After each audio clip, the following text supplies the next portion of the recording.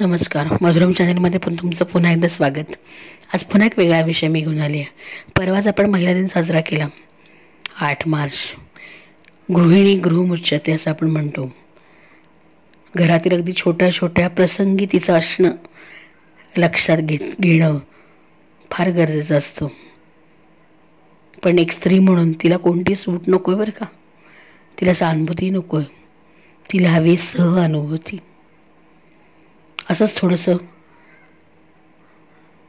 काम करता करता मनामध्ये विचारायला आणि तो तुमच्यासमोर मांडण्याचा प्रयत्न केला, तुमच्या माझ्याच भाषेतला साधा सोपा. अगदी घरातील छोट्या छोट्या प्रसंगी तिचं असणं लक्षात घेतलं जात नाही. अजूनही अपवाद आहेतच. सहजच विचारायला अशी काय जादू करते ती, का ती हवीशी वाटते सगळ्यांना. तिची उणीव भासते जेव्हा ती परगावी जाते किंवा आजारी पडते. तिचं असण्याची एक सवय होऊन जाते आपल्या घराला. म्हणून तर ती होम मेकर आहे असं आपण म्हणतो. पण तिलाही मन आहेच की. तिची ती जादूची छडी ही बोलायला लागते मग कधीतरी. एका सर्वसामान्य गृहिणीची ही आरजव. काळ बदलला, स्त्री पुरुष समानता, परिस्थितीनुसार राहणीमानात झालेला बदललेला दृष्टिकोन, जाणीवा, तुम्ही कुठे अडकलात अजून असा विचार येणं स्वाभाविकच आहे तुम्हाला कदाचित. तुम्ही कुठे आहात, पण हे सगळं मान्य करूनही मांडलेली ही आर्जव आहे. तिची आर्जव सगळ्यांच्याच मनात नकळत डोकावतेच की. स्वयंपाकघरातलं सामान नेहमी भरलेलं असतं. कडी कोपऱ्यातली धूळ नियमाने पुसलेली असते. घरकामाच्या बायका आणि अन्न सेवा देणाऱ्या व्यक्तींची तंत्र बरोबर सांभाळले जातात. घरातल्या सगळ्यांना वेळच्या वेळी योग्य नाश्ते, जेवण, डबे काळजीपूर्वक दिले जातात. पसरून टाकलेले कपडे, मोजांच्या गुंडाळ्या स्वच्छ धुवून इस्त्री करून हँगरवर ठेवलेले कपडे, डिटर्जंट पावडरच्या डब्याची पातळी नेहमी मेंटेन ठेवली जाते. शिळ्या पाक्या अन्नाची विल्हेवाट लावली जाते. दूध दह्याची किचकट कामं नीटनेटकी पार पाडली जातात.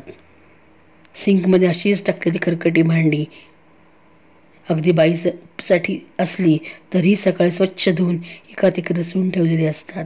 अशी बरीच असंख्य कामं जी मीही करते रोज आणि तुम्ही करत असाल. बरंच काही. केवळ फक्त दिवसांची दिनचर्या नाही ही. घरातल्या आजारी, वयस्कर, दुःखी जीवांचे वेळेला आनंदाने करत राहते ती. तुम्ही म्हणाल हो तो काळ गेला आता, तिला तिची जाणीव झाली, सुविधा आल्या, आता तीही बदलली, पण तरी छडी हुरवावी लागतेच की. तिचं स्थान तिच्या आयुष्यात महत्त्वाचं म्हणून हे कोणाच्या लक्षातही येत नाही. एक जादूची छडी अव्याहत फिरत असते घरभर. तिचा अजिबात आवाज येत नाही, मात्र वावर जाणवत असतो. कदाचित फक्त त्या छडीला स्वतःला तिचं असणं अधोरेखित करत राहता येत नाही, पण तिची ती छडी मात्र तिला वेळच्या वेळी सतत अधोरेखित करत असते. तिचं नसणं जास्त अंतर्मुख करतं.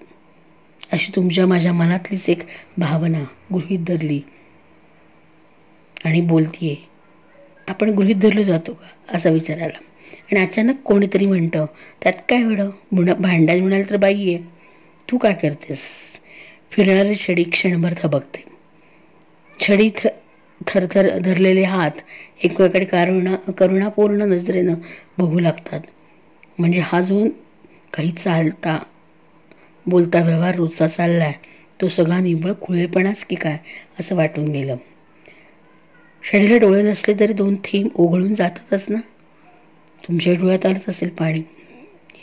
कुणीतरी आपल्याला गृहीत धरणं यासारखं मोठं दुःख नाही ना, नाही का.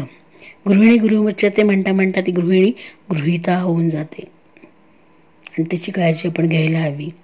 आज छडीला बोलतं केलं तुमच्या माझ्या मनातील भावना मांडण्यासाठी. एक वेगळा विचारायला. तिला घरभर पसरवासा वाटला. हा फक्त घरापुरत्या मर्यादित नाही, कारण ती कालची, आजची, उद्याची यातही फरक आहेच. हात फिरे तिथे लक्ष्मी बसे असं म्हणतात.